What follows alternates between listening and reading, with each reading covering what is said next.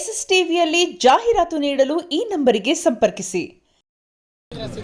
ಇಲ್ಲ ನೋಡಿಲ್ಲ, ನಾನು ನೋಡಬೇಕು. ಆದರೆ ನೆನ್ನೆ ಮಾತು ಕೇಳಿದ್ದೆ ನಾನು, ಅವ್ರು ಹೇಳಿದಲ್ಲ ಸರಿ ಇಲ್ಲ. ಸುದೀಪ್ ಹೇಳ್ಬಾರ್ದಾಯ್ತು. ಹೌದು ಅವರು ಇಲ್ಲ, ದರ್ಶನ್ ಹೌದು. ಎಲ್ಲ ಸಿನಿಮಾ ನೋಡ್ತೀನಿ ನಾವು. ಯಾಕೆ ಖುಷಿ ಬರೋದೋ ಅದು ನೋಡಲೇಬೇಕಲ್ಲ. ನಾವು ಕನ್ನಡವರು, ಕನ್ನಡ ಸಿನಿಮಾ ನೋಡಲೇಬೇಕು. ಹೋಗಿ ಎಲ್ಲ ಹಿಂದಿ ಸಿನಿಮಾ ನೋಡ್ತಾರೆ, ಏನೇನೋ ಸಿನಿಮಾ ನೋಡ್ತಾರೆ, ಇಂಗ್ಲೀಷ್ ಪಿಕ್ಚರ್ ಅದು ಇದು ಯಾಕೆ ನೋಡ್ಕೊಡ್ದು? ಇವತ್ತೇ ನೋಡಿ. ಹೌದು, ಬೇಜಾರಾಯಿತು. ಆ ಥರ ಹೇಳ್ಕೊಡ್ದಾಯಿತು. ಹೌದು, ಅವರು ಹೇಳಿದ್ದೆ ತಪ್ಪು. ಆ ರೀತಿ ಯಾರಿಗೂ ಹೇಳ್ಕೊಡ್ದು, ಈಗ ತಪ್ಪಾಗುತ್ತೆ. ಈಗ ಅವರು ಮಾಡ್ತಾ ಇರೋದು ಕರೆಕ್ಟಾಗಿ ಮಾಡಬೇಕು. ಈಗ ಬಿಗ್ ಬಾಸ್ನಲ್ಲಿ ಹೇಳ್ತಾರೆ, ಏನೇನೋ ಹೇಳ್ತಾರೆ ಅವರು. ಯಾಕೆ ಇದನ್ನಲ್ಲಿ ಹಿಂಗೆ ಯಾಕೆ ಹೇಳಿದ್ರು ಅವರು ಚಾನಲ್ನಲ್ಲಿ? ತಪ್ಪಲ್ಲ. ಆ ರೀತಿ ಆಗತ್ತೆ. ಒಂದು ಚೂರು ಕೆಲಸನಲ್ಲಿ ಎಲ್ಲ ತಪ್ಪು ಮಾಡ್ಕೊಬಿಡ್ತಾರೆ. ಇಲ್ಲ, ಜನನೇ ಬರ್ತಾ ಇರೋದು, ನಮ್ಮ ಫ್ಯಾನೇ ಬರ್ತಾ ಇರೋದು. ಬೇರೆಯವ್ರು ಯಾರೋ ಬರೋಕ್ಕಿಲ್ಲ ಇಲ್ಲಿ. ಆಚೆಯವ್ರು ಬರ್ತಾರಾ? ಹಿಂದಿಯವ್ರು ಬರ್ತಾರಾ? ಯಾರೋ ಬರೋಲ್ಲ. ನಾವು ಕರ್ನಾಟಕ ಜನನೇ ಬರೋದು ಎಲ್ಲರೂ. ಬೇಜಾರಾಯ್ತಂದ್ರಲ್ವಾ, ಇವಾಗ ಸುದೀಪ್ ಅವ್ರ ಅಭಿಮಾನಿ ಆಗಿರ್ಬೋದು, ದರ್ಶನ್ ಅವ್ರ ಅಭಿಮಾನಿಗಳು ಅಕಸ್ಮಾತ್ ಥಿಯೇಟರ್ ಹತ್ರ ಏನಾದರೂ ಹೊಡ್ಕೊಂಡ್ರೆ ಅದಕ್ಕೆ ಯಾರು ಜವಾಬ್ದಾರಿ? ನಾವೇ ಬರಬೇಕು, ಇಲ್ಲಾದರೂ ಪೊಲೀಸವ್ರು ಬರಬೇಕು ತೀರ್ಮಾನ ಮಾಡೋಕ್ಕೆ. ಅವರು ಇಲ್ಲಾದ್ರೂ ಕೊಟ್ಟು 3 ಜನನೇ ಬರಬೇಕು. ಒಂದು ಪಬ್ಲಿಕ್ಕು, ಒಂದು ಇದು ಪೊಲೀಸು, ಆಮೇಲೆ ಲಾಯರ್ಗಳು. ಎಲ್ಲಿ ಬರ್ತಾರೆ? ಅವರು ಆರಾಮಾಗೇ ಇರ್ತಾರೆ. ಅವರು ಈಗ ಪಕ್ಕ ಬಂದೇ ಬರ್ತಾರೆ ಸರ್. ದರ್ಶನ್ ಅವ್ರು ಬಂದೇ ಬರ್ತಾರೆ. ಬಂದೇ ಬರ್ತಾರೆ ಅವರು. ಎಲ್ಲದಕ್ಕೂ ರೆಡಿ. ಹೇಳ್ತಾ ಇದ್ದೀವಲ್ಲ, ಬೇರೆಯವ್ರು ಯಾರು ಬರೋಲ್ಲ, ಅವ್ರಂದ್ರೆ ಎಲ್ಲದಕ್ಕೂ ರೆಡಿ. ನಾವು ಡೈಲಿ 1000 ರೂಪಾಯಿ ಕೊಟ್ಟು ಹೋಗಿದ್ದೀವಿ. ಸರಿನಾ? ಏನೋ ಮುಂದೆ ಬಂದು ಏನೋ ಮಾತಾಡಲ್ಲ.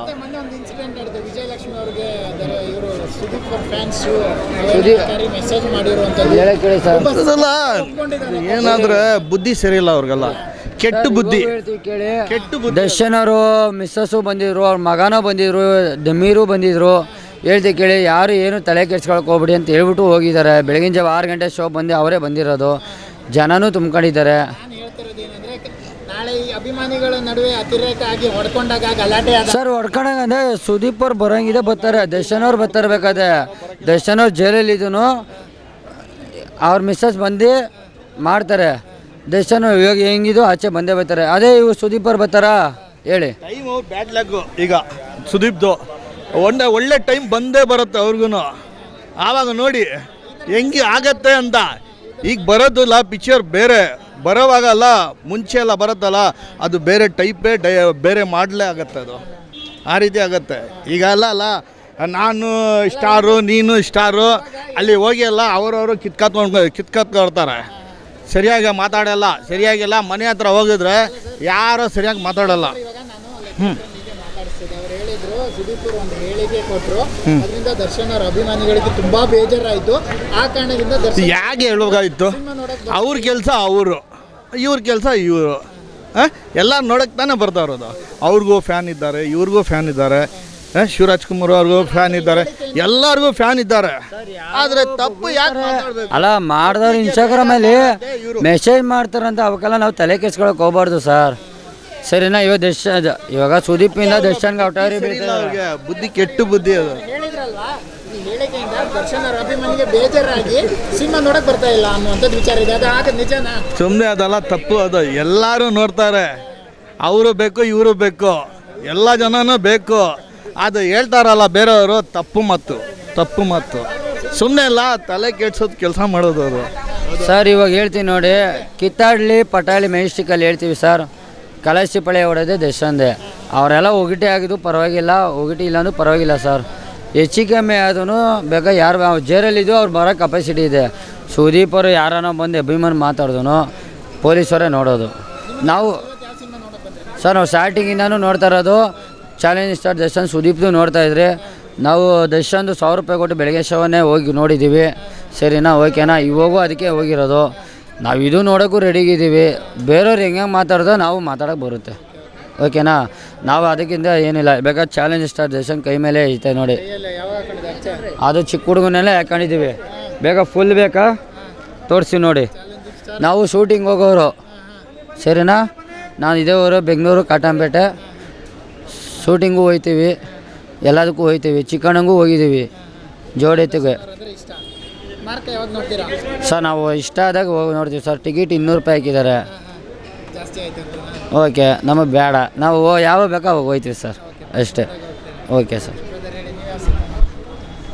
ನಾವು ಮಾರ್ಕ್ ಅಂತ ಪಿಕ್ಚರ್ ನೋಡಿದ್ದೀವಿ ಬೆಳಗಾಮಲ್ಲಿ. ನಮ್ಮೂರು ಬೆಳಗಾಂ ಜಿಲ್ಲೆ ಅಥಣಿ ತಾಲೂಕದವರು ಎಲ್ಲ ಪಿಕ್ಚರು ನೋಡ್ತೀವಿ. ಒಟ್ಟಿನಲ್ಲಿ ಕನ್ನಡ ಇಂಡಸ್ಟ್ರಿಯಲ್ಲಿ ಎಲ್ಲ ಹೀರೋಗಳು ಒಂದೇ. ಹೊಸಬ್ರು ಬಂದ್ರೂ ನಮ್ಮ ಕನ್ನಡ ಜನತೆ ಬೆಳೆಸ್ತೈತಿ, ಸ್ಟಾರ್ ಬಂದ್ರೂ ಬೆಳೆಸ್ತಾರೆ. ಆ ಥರ ಎಲ್ಲರಿಗೂ ಒಂದು ಪ್ರೋತ್ಸಾಹ ಕೊಡ್ತಾರೆ ನಮ್ಮ ಕನ್ನಡದವರು ಅಂತ ಹೇಳೋದಕ್ಕೊಂದು ಹೆಮ್ಮೆ ಆಗುತ್ತೆ. ವಿಷ್ಣುದಾದ ಸರ್, ವಿಷ್ಣುದಾದ ಅವ್ರ ಅಪ್ಪಟ ಅಭಿಮಾನಿ. ಇವಾಗ ಸಮಾಧಿ ಆಗ್ತಿರೋದು ತುಂಬ ಖುಷಿ. ಅದು ನೋಡಿದ್ದೀವಿ ಸರ್. ಅದು ತುಂಬ ರಿಸ್ಕ್ ತೊಗೊಂಡು ಯಾವುದು ಫ್ಯಾನ್ಸ್ ವಾರ್ ಅಂದ್ರೆ ಅದೆಲ್ಲ ಸುಮ್ಮನೆ ವೇಸ್ಟ್ ಸರ್. ಆ ಹೀರೋ ಈ ಹೀರೋ, ಅವು ನಮ್ಮ ಹೀರೋ ಇವು ನಿಮ್ಮ ಹೀರೋ ಅನ್ನೋದಕ್ಕಿಂತ ಹೆಚ್ಚಾಗಿ ಎಲ್ಲ ಹೀರೋಗಳು ಒಂದೇ. ಎಲ್ಲ ಹೀರೋಗಳು ಕಷ್ಟಪಟ್ಟು ಬಂದಿರೋದು. ಒಟ್ಟಿನಲ್ಲಿ ಬೆಳೆಸೋದು ಒಂದೇ ಒಂದಂದರೆ ಕನ್ನಡ ಇಂಡಸ್ಟ್ರಿ. ನಮ್ಮ ಕನ್ನಡ ಇಂಡಸ್ಟ್ರಿ ನೋಡಿ ಪಕ್ಕದವರು ಬದಲಾಗಬೇಕು ಹೊರತು ಅವ್ರು ನಮ್ಮನ್ನು ನೋಡಿ ಆಡ್ಕೋತಾರ ಇರಬಾರ್ದು. ಇದು ಅಮೂಲ್ ಡೈಲಾಗ್ ಸೂಪರ್ ಆಗಿತ್ತು ಬ್ರೋ. ಅವನು ಕಾಮಿಡಿ ಆ್ಯಕ್ಟರ್, ಒಂದು ತಮಿಳಲ್ಲಿ ಬರ್ತಾನೆ ನಾವು ಆ್ಯಕ್ಟರ್, ಅವಾಗ ಚೆನ್ನಾಗಿತ್ತು ಡೈಲಾಗ್. ಸಿನಿಮಾ ನೋಡ್ಕೊಂಡವರು ಕನ್ನಡದವ್ರು ಜಾಸ್ತಿ ಇಲ್ಲ, ಬರೀ ತಮಿಳ್ ಆ್ಯಕ್ಟರ್ ಇದ್ದಾರೆ, ಬಟ್ ಮ್ಯಾಕ್ಸ್ ಥರ ಇದೆ, ಅದೇ ರೀತಿ ಎಲ್ಲ ಹೇಳ್ತಿದ್ದಾರೆ.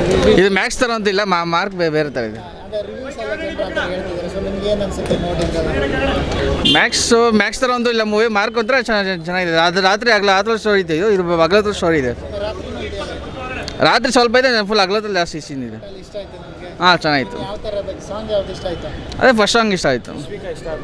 ಇಷ್ಟ ಅಲ್ಲ, ಹೀರೋಯಿನ್ ಯಾರು ಇಲ್ಲ ಅಂತ ಒಂದಿಷ್ಟು ಜನ ಮಾಡ್ಕೊಂಡ್ರೆ ನಿಮಗೂ ಬೇಜಾರಿದೆ ಅದು? ನಮಗೇನಿಲ್ಲ, ಬಟ್ ನಮ್ಮ movie fight ಇರಬೇಕಷ್ಟೆ.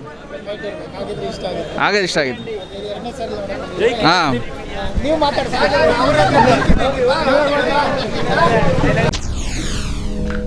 SS TV cinema ಜಗತ್ತಿನ ಕ್ಷಣ ಕ್ಷಣದ ಸುದ್ದಿಯೊಂದಿಗೆ.